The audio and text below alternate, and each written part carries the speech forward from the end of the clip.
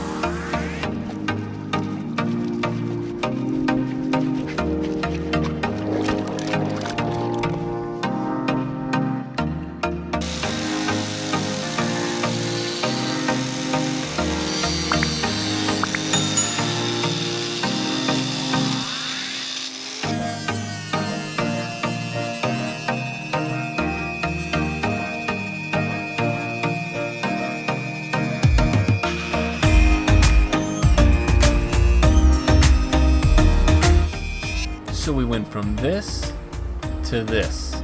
It could use some more sanding, I'll be honest, but I wanted to get this video released on Mother's Day.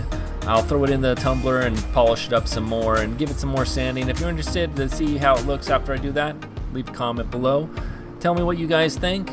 And if you want some more of this kind of content, I'll leave a link to my other videos over there. Don't forget to like, subscribe, and share this video if you liked it. I really appreciate it, and I will see you guys next time.